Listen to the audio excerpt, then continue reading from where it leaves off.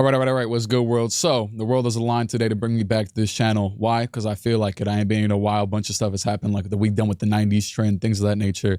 I haven't uploaded a reaction video in months, probably. I haven't even checked. But I just played a garbage game of 2K, and I thought, why not wind down with something? I was planning on doing this anyways. And I saw people on Twitter talking about this video, this JxmyHighroller video, saying that he had like some wonky-looking tier list of his best players. And obviously, I reacted to Jimmy a lot on this channel. Shout out to JxmyHighroller.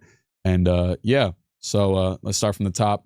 I'm not gonna lie, it was my third time doing this intro because for some reason I have my audio wrong every single time. We're good of judging, critiquing, hating on some of your hot takes. Today, I'm gonna share some of mine. It is only fair, after all, that if I put others' opinions up for debate, can I see some of these? 50-year-old Michael Jordan. Okay, let's skip it. Contention, ridicule, that I do the same for myself. Because the Nuggets win the 2023 championship. They will have beaten 3 play-in teams as Lakers, Timberwolves, Heat, and lost because of number 4 Suns, and a lost cause number 4 Suns, the weakest ring in professional sports history. I just think it's such a stronger era than every other history ever, so who the hell cares? Because like you, I too am just a guy who has a few takes and opinions that I wouldn't dare say out loud. Derrick Rose is the weakest MVP award of the century. Honestly, I don't think that's like a... I'm trying to think of the other ones, but I don't think that's a terrible take. I don't know about weakest. I think Derrick Rose is obviously still a top 3 player that year. Obviously, almost every year that other players won MVP, LeBron's been the best player in the league.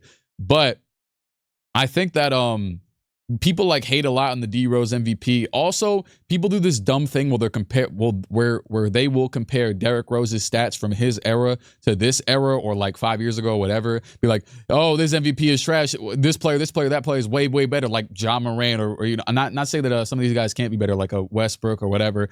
But it's also just such a different era. It was we were way closer to the dead ball era than we are now. So I don't think that's valid. But with that being said, I still think there's an argument that he was the worst MVP of the 2000s. I still think there's an argument for that, probably. The whole like deck, that's a lot of Kobe, Tim Duncan. Oh, well, Steve Nash. It's funny because I actually just played a 2K game with Steve Nash. You might be seeing I rock with Steve Nash, but Steve Nash might have had, because his stats were like a little bit, you know, just a little bit worse, where it's even a little bit scary. But that was also when wins were way more valued. So I know like people be saying like Kobe should have won in some of those years, but he had really bad records and never in history really bad records.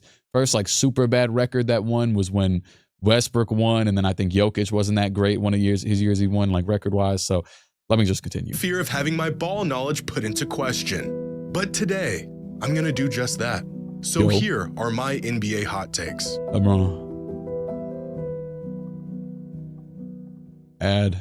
Today's video is sponsored by DraftKings. The NBA season is heating.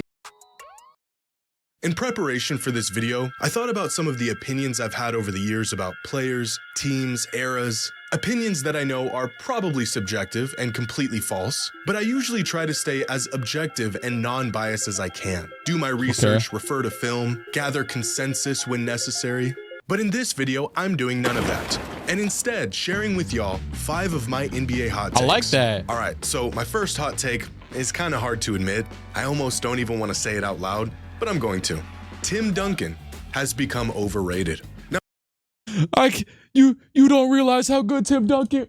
Now, before you bring out the torches, hear me out. When Tim Duncan was playing, I saw one video ever from Barry, the dude Barry. I'm not gonna say his full name, but where he showed how Tim Duncan had a pretty underwhelming second half of his career, like individually. I don't think I would call him overrated because of that, you know. But then, in contrast, a few days ago I saw something. It's like if Tim Duncan would have beat LeBron that last year, 2013, he would have been 6-0 in the finals.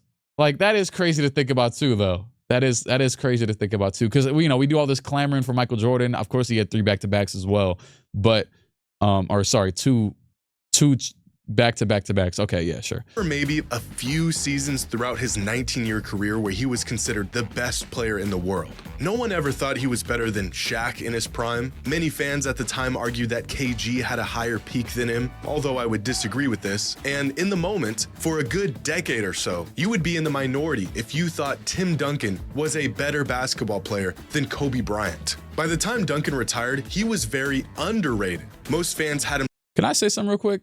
And this is like, I know he said that Tim Duncan for a long time, they believe that Kobe Bryant would have been, or most people would have said, you're stupid if you say Kobe was worse than Tim Duncan, right?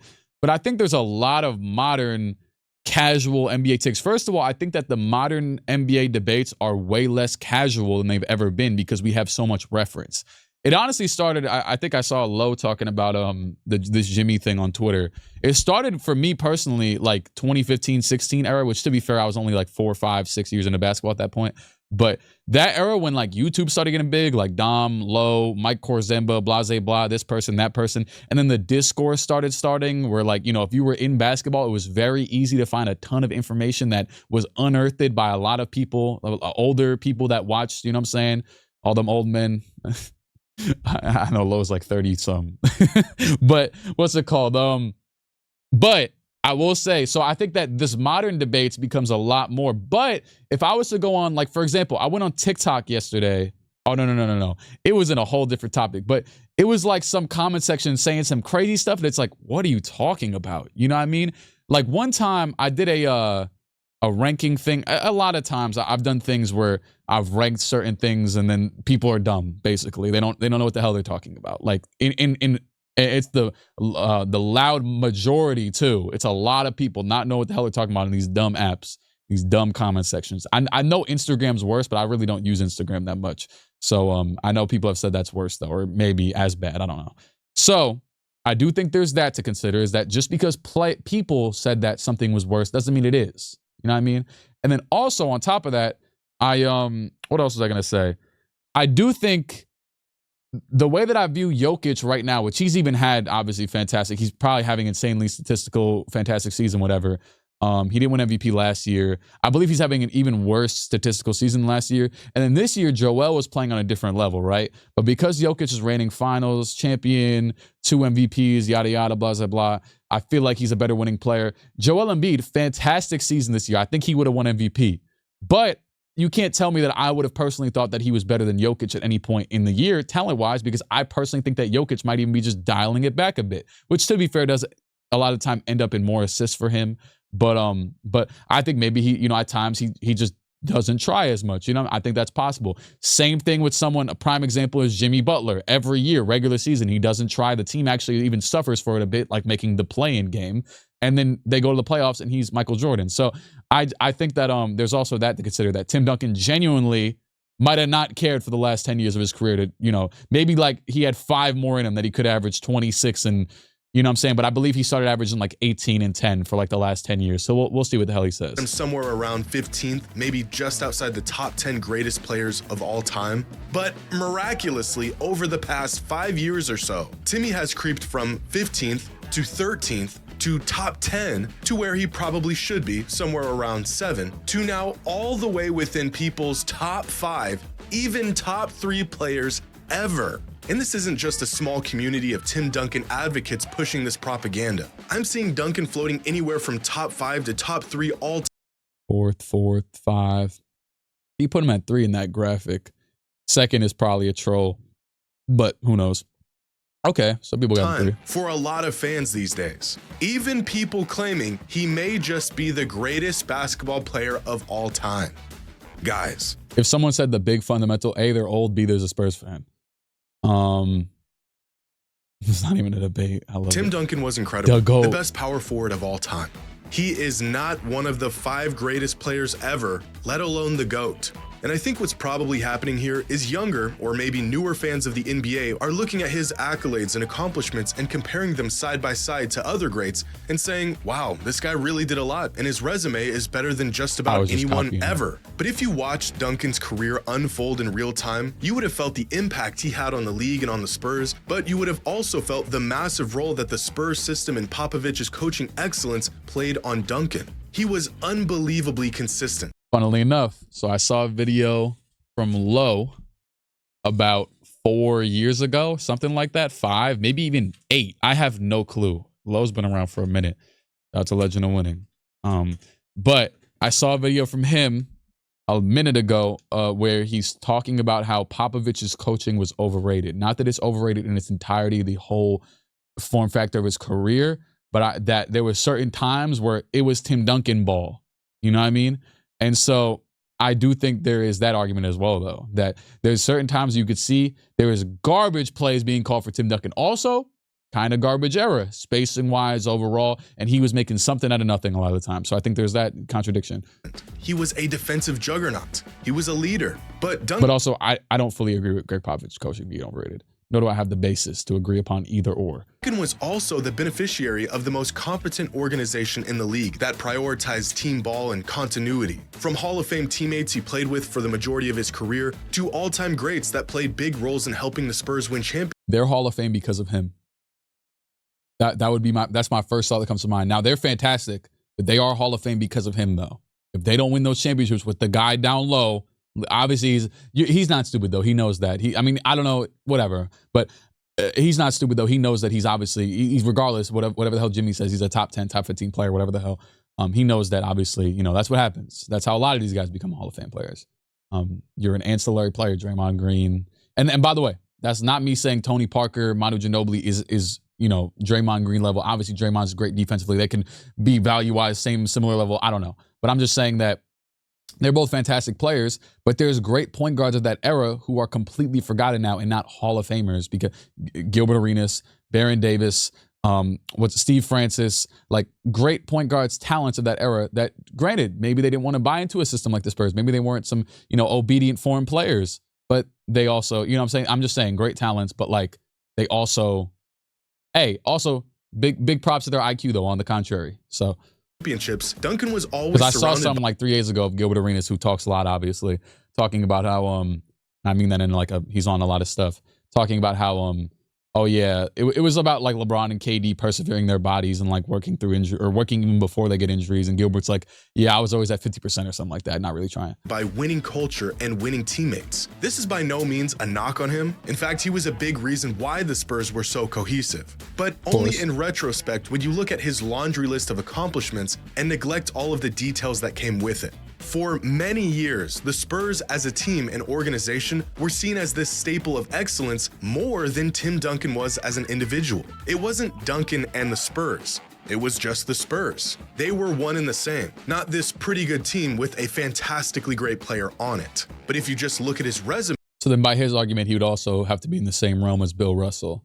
1,000%. I'm just saying, I want to see where he puts him. You wouldn't know that. You could argue Duncan had maybe a top 3 career in NBA history, but as a player, he's just not on the same tier as Jordan or LeBron or Kareem.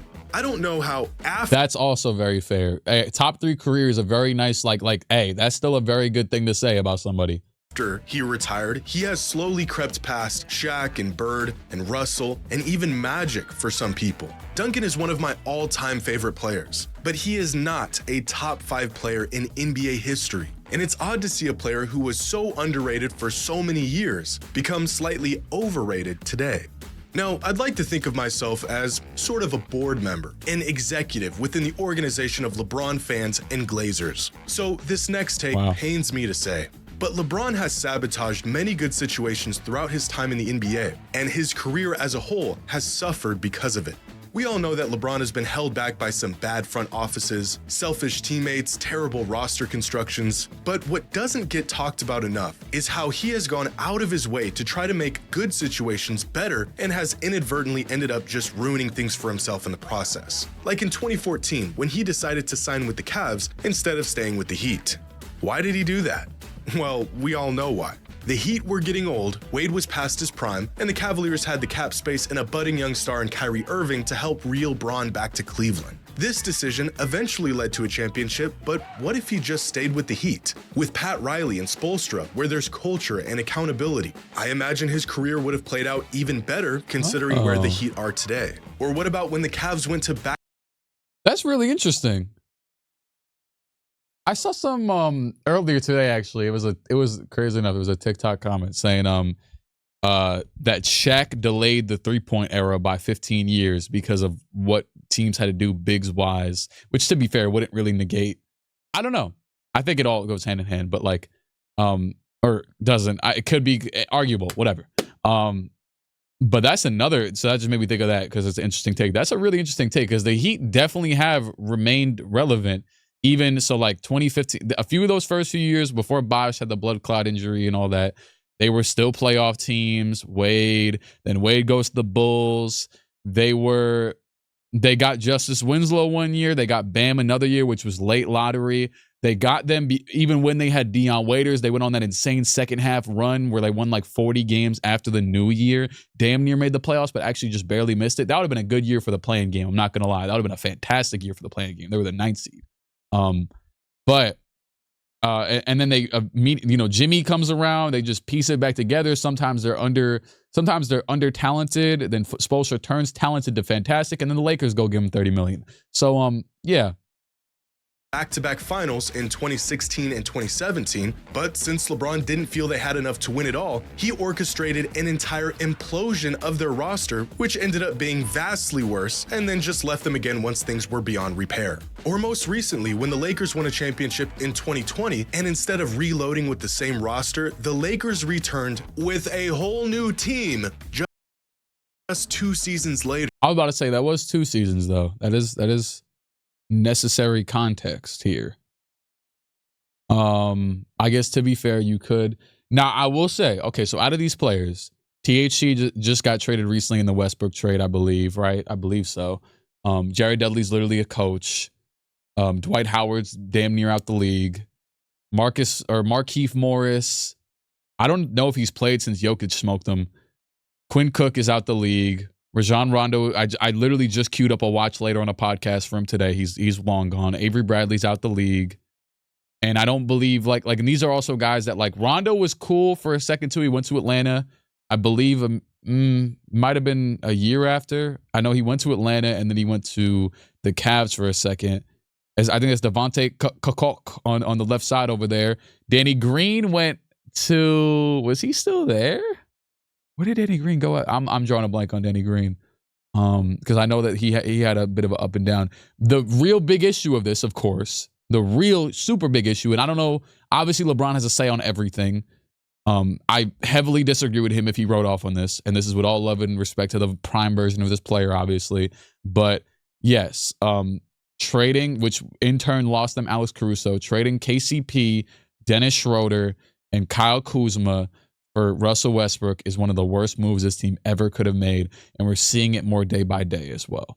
That is one of the dumbest moves. That was the 2021 NBA draft was happening that day. I remember because I was at my friend's house because we were going to watch the draft together that day, and Westbrook got traded, and we were all baffled. One of my friends too, who's a big NBA personality, journalism, I just saw a clip of him interviewing Shea actually at the Knicks game.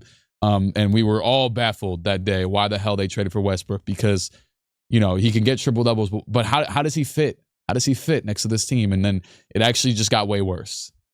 We all know this. This is a story that's been, it's like Little Red Riding Hood or whatever the hell it's, or the Three Little Bears. The 3 bears blew down their house. We've heard this fable 40 million times over and over again. That was a terrible move. I don't need to be one of them restate that again. So,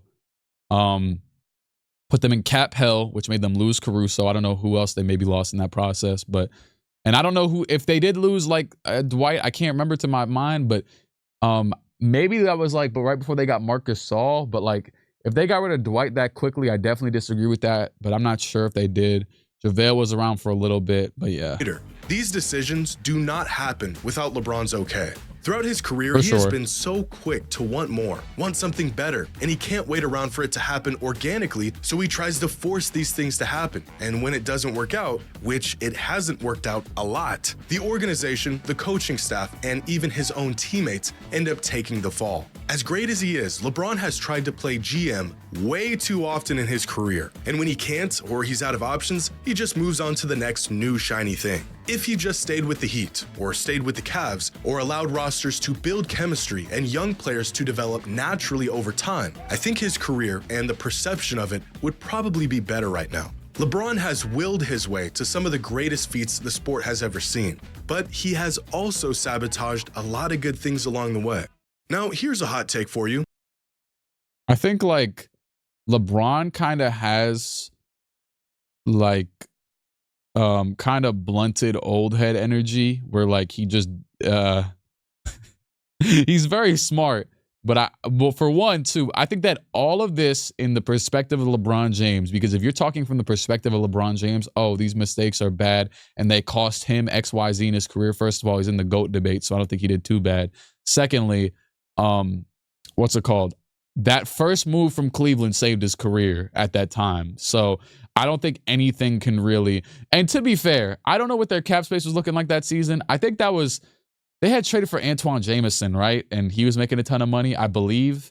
So, and then the Cavs also had like Baron Davis, or they traded Mo Williams for Baron Davis, I think, and Baron Davis making one of those guys make a ton of money. They traded the Clippers pick, Kyrie, whatever, a lot of stuff. So I guess they didn't have the cap space, of course, that the Heat had. I think there's a world where they free up that cap space. I also think another, debate. A lot of things have way more layers than people like to perceive, but obviously he has to make a catchy 15-minute video, so I totally understand that. But GMing is way different now than it was back then, even 10, 15 years ago. Even more than that, actually, I would say. But way different to where teams, actually, crazily enough, that era, that Cavs era, like when he started just swapping players like it was 2K Trade Finder, is kind of when the turn started to happen, where teams have a bit more accountability, things of that nature. Like, I think a really good example is some dumb draft pick trades that were made. Even the Kyrie one in 2011, when the Clippers traded their first round pick to the Cavs, and then blah, blah, blah. But I think that prime example, the Knicks, 2002. We trade our 2002 and our 2010 first-round pick for Stephon Marbury. When have you ever heard of a team willingly trading a pick 8 years later? Like that doesn't even make any rational sense. There's no way the team on the other line, which was Phoenix, who in turn got enough money off that Marbury trade to sign Steve Nash, there's no way in hell they would have declined the trade if you just traded the pick next year. So all I'm saying there, which that's me getting deeper in my bag, but all I'm saying there is that there was a lot more accountability nowadays for GMs than there was back then. That's me saying there was a lot less good minds in GMing than there was back then, more now than there is back then. And I also am not sure if the Cavs could have cleared up that cap space. Maybe they would have made more dumb moves, less talented era. I don't know if LeBron could have easily, without drafting, tanking, whatever, like a lot of these guys, a lot of these dynasties, that happen naturally. It's because a guy gets drafted and he doesn't blow up until year 5, and they draft good players along the way. LeBron made his team a playoff team damn near instantly. It took a year. So they didn't get to accumulate. And fair, you could also draft good players later on in the draft, whatever. They might have had a few in Cleveland, but for the most part, it was, thug it out, whatever. But a lot of these greatest teams, like Minnesota right now, trash team for 5 years, long enough to where they get Edwards. They even had the number 1 overall pick, Wiggins. They trade Wiggins for another Golden State pick. I don't know if that conveyed. I can't remember right now. But anyways, maybe they sold it. D'Angelo, then that thing. So like, basically, yeah. You got to realize LeBron, like I just said, Cat was there for a trash 5 years. And in Minnesota. And the 5 years felt like 2 decades. As a fan of the NBA, it feels like Cat was playing through garbage for way longer than that. I guess they were kind of garbage post-Edwards draft as well. But LeBron got drafted in 2003, and the team was still, just hanging on by a thread by 2010. That's 7 years. That's a whole decade damn near. So, yeah. I don't agree with this. I think it's interesting, though. Because I don't agree with the Cavs. Funneling all them players on Cleveland was not bad because Isaiah Thomas fell off a cliff. Dwayne Wade, they honestly could have kept him, but they decided to do homage and trade him back to Miami. And then the rest, honestly, a lot of them were valid. I want to say they got rid of Kyle Korver that year, which was kind of stupid. Or maybe they got him that year. I'm not sure. But they must have got rid of him because 2018, because what's it called? I don't even know if he was playing that much, but that was the year that LeBron left after. So I don't know. All I know is that they got rid of him that year. But all I'm trying to say is it's a give and take type of thing. I don't think it's a one shoe fits all, this debate here. Definitely in a few scenarios. And the Miami thing is very interesting that I've never really thought about. So yeah. But he has also sabotaged a lot of good things along the way. Now, here's a hot take for you, and I don't care if I'm wrong. The corner 3 is not the easiest three-point shot. For years, everyone has said the corner 3 is easier than any three-pointer, and so there's an advantage to be had there if you use them right. I if you use them right. disagree. If you use them right. As a player of basketball, that corner shot is a little bit deceiving. But if I'm PJ Tucker and it's all I practice, I would imagine it's different. The NBA, sure, the corner three is shorter than on the wing or at the top of the key, but if you play ball, you know this shot is as scuffed as it gets. When you're looking at the hoop straight on, you just have a wider margin of error. You can shoot long and bank it in. You have a better perception of depth since you're looking at the backboard. It may just be psychological, but whatever now, it is. I will say, and also I agree. I agree with this in the context of you saying it, which is like if you play basketball, you understand it. What's it called? For context too, I've seen JxmyHighroller's a really good basketball player. Yeah, he has like a video where like he was like some insane D1 athlete, track. He went and played track, but he was like dunking on people and wicked. So like I saw that video like 7 years ago. So yeah. Not convince me that this shot is easier than this shot.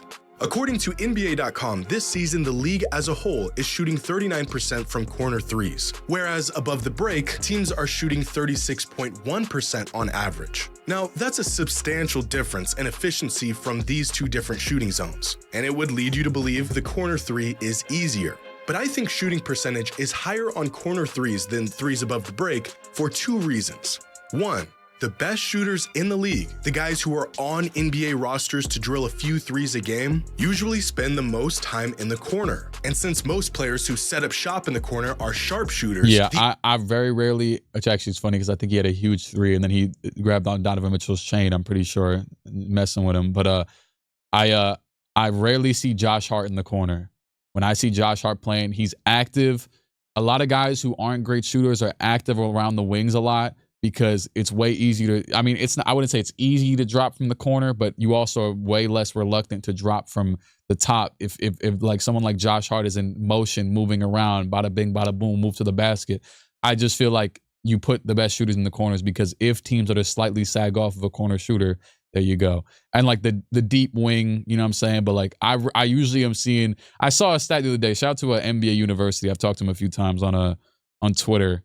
I saw him post a stat like top. I just saw the Josh Hart because I saw it was like top players who shoot shots with less than 4 seconds to go on the shot clock, and it was Josh Hart was up there with like some terrible field goal percentage. But yeah, the overall efficiency from corner threes is boosted compared to on the wing or at the top of the key. And reason number two, a lot of threes taken above the break are pulled up off of dribbles, players flying off of screens trying to square up and get a good shot off. And many times the players attempting these kinds of threes are the best player on their team, but not the best shooters. On the other hand, corner threes are almost, and like I said, I also propose that it's also just sometimes not the best shooters. Almost exclusively set shots coming off of passes to a wide open man. The very nature of offenses in the NBA makes these corner threes easier than any other threes, because plays are often drawn up to get open looks from here from the best shooters in the world, shooting set shots with no one contesting.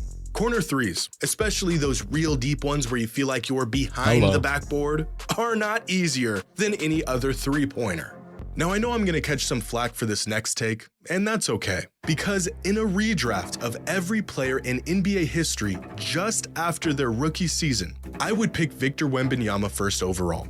You might say this is just recency bias, you may think I'm crazy, and you're probably right, but Wemby would be my first pick. His progression, his poise, his I can't co-sign this. I can't. This is okay. This is, you know what? The other ones felt like takes. This is the hottest of hot takes, and I respect that. If this is what your hot take is, I respect that. I respect that. But God damn, no. He said logic was out the window, 1000%. Confidence, his skill set, his potential. If you lined up every great player since the inception of the NBA, and if we're just going off of what we've seen from them in their rookie season, I would pick the kid in San Antonio. Now, my answer may be different if I were to pick anyone before they played in an NBA game. Maybe it's LeBron or Kareem, but based on what we know so far, give me the 7'4" alien. Wemby can do everything on the court. He's got the offensive skills. Dead serious, which this is probably not true for this scenario that he's talking about, but he's still doing it anyways. Are injuries off? Because if injuries are not off, I would be hard pressed to not pick LeBron over him. just because we don't know how his career is going to turn out yet. And we know that LeBron barely ever got injured his whole career until year 20. So I would be, or year like 17 when he, pulled his groin with the Lakers. Like he really never got injured before that. Unless he's on that good stuff. And Victor could be on it too. That's the only way The defensive ability and willingness. From what has been said about him, he is like a sponge with information. He's learning exceptionally fast on the court. And I think what's just as impressive as his physical tools, the kid is not afraid of the moment. He isn't timid, he can talk trash and take it too. He's got heart, and you can tell he really loves the game. Now, I think some players who are up there with him for the first overall pick in a redraft post-rookie season might be Shaq, Kareem, MJ. Duncan was incredible as a rookie, maybe Hakeem. Overall, their numbers are about equal. Wait, is he saying rookie? Oh. Huh. That is interesting. Okay, that makes sense that he's saying rookies. But, I guess...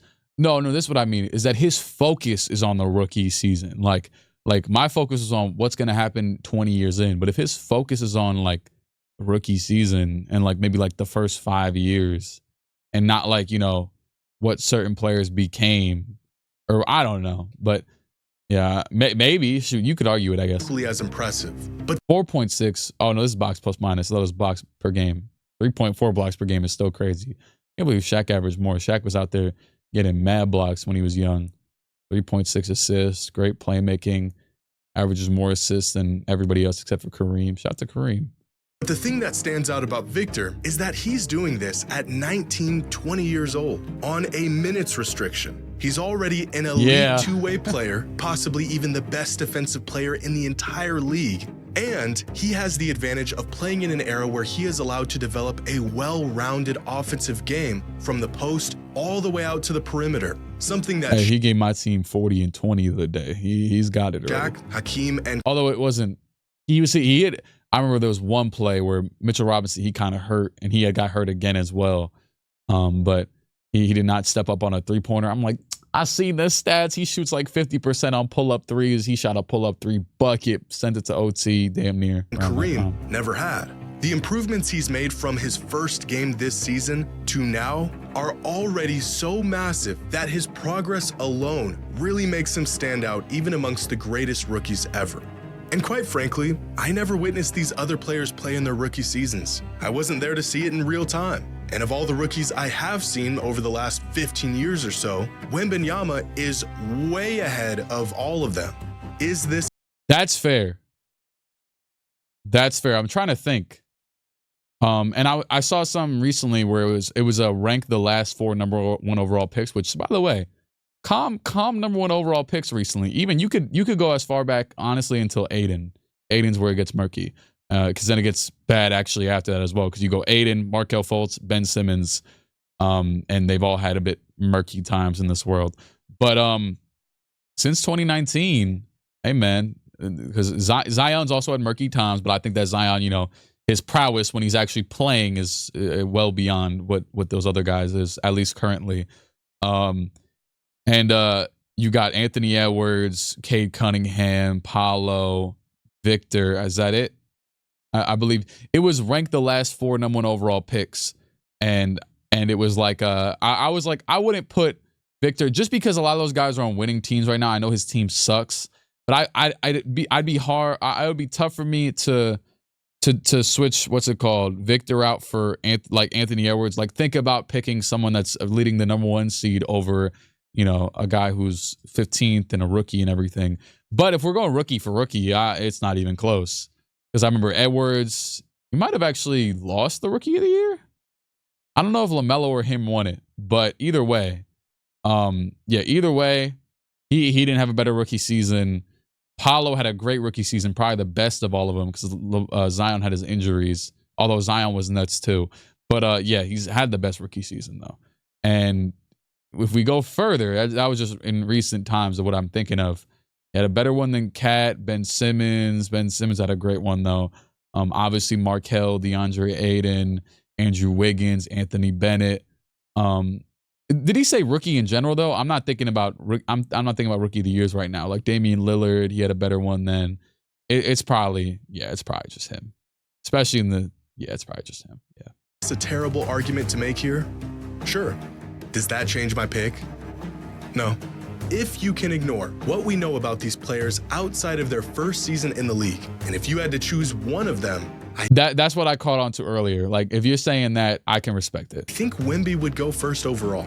At least for me, he would. By the time these other players came into the league, they were already relatively polished. Jordan was still pretty raw, and LeBron was playing off of sheer athleticism. But Wemby is having one of the greatest rookie seasons ever, and just by watching him, you can tell he's still just learning how to play in the NBA. So not only is he already incredible, he's just barely scratching the surface of his potential. Now, can this take come back to bite me in the ass? It sure can, but I don't care. If I could choose any player in NBA history based off of their rookie season and their potential and trajectory, I'm picking Victor Wembanyama. Now, I don't know if this last take is even a hot one anymore, but it needs to be said. The 2017 Warriors are by far the best NBA team ever. Not just the best team assembled, not the best team on paper. They are, by a pretty wide margin, the best, most cohesive team in NBA history. Over the years, people will argue that the 96 Bulls were better, or the 2000 Lakers, or if they're really out of their mind, they'll say the 86 Celtics. But no, the 2017 Warriors would dog walk any team you put in front of them. They were so good that it pissed people off. They were so good that everyone unanimously agreed that it wasn't even fair. It's been long enough now that the painful hopelessness that this team inflicted upon NBA fans around the world has subsided. But I'm sure we can all still remember just how overwhelming this team was. Oh my God. They made really good teams so tough. Look incompetent. I mean, they had everything. Arguably the greatest player in the world at the time, the greatest shooter ever at the peak of his powers. Hell no. They ain't have no greatest player in the world. The greatest player in the world was LeBron James. I'm sorry. There is no way he went out there and dropped 50-some on. Hell no. Hell no. And I'm not even a LeBron. I'm not a LeBron James. What's it called? Like anything. I love all basketball, but hell no. Hell no. Oh my God. Hell no. Hell no. All right. You know what? I have two hot takes that I'm going to throw in here at the end of this video. I know I've been talking a lot this video. Hopefully I've given out some retainable information. Two hot takes. And bro, I just literally, my jaw dropped damn near at that Kevin Durant shot I just saw, right? I love Kevin Durant. Great basketball player, right? Fantastic. Okay. I got two takes. First one being that my first one I was going to say, not too controversial, but a little bit.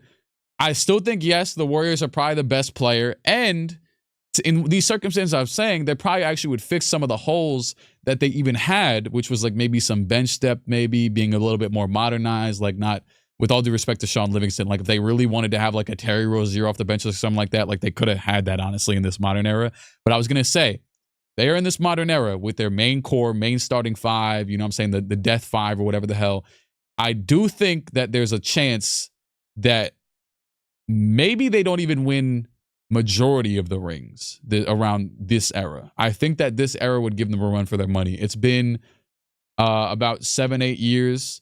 And I think that this era that we're in right now, I just, especially too, like Jokic, guys like that, Jokic, like if the Bucks were clicking, maybe, I don't think that, you know, I could see the Timberwolves not winning, but taking games. Like, I think it's tough. The Thunder in a year or two, maybe. I don't know about right now, but like just in general, I just think that the Clippers, the Suns, now the Suns are also, they have honestly a lot of the same weaknesses as Dan Warriors team had, but they didn't have many weaknesses. They all even had Iguodala off of the bench most of the time, well, all the time, but you know what I'm saying. I don't think they win all the rings, and I know they really only lost one ring because Kevin Durant got hurt, and maybe they still could have lost anyways. My second take is, and maybe this is me, and I think honestly, respect, you know, if KD ever sees it, like I think you just gotta live with this at this point. If me believing this, but throughout all those years, I genuinely believe Kawhi Leonard was the second best player in the world, and after LeBron James. And there was times like 2019 where I believed he was the best. And that's just me. I believe personally that Kawhi Leonard has just as good of a mid-range game as anybody damn near in NBA history. And like playmaking woes have actually been he's actually kind of worked on his playmaking as he's got to the Clippers era, but wasn't the best playmaker, sure.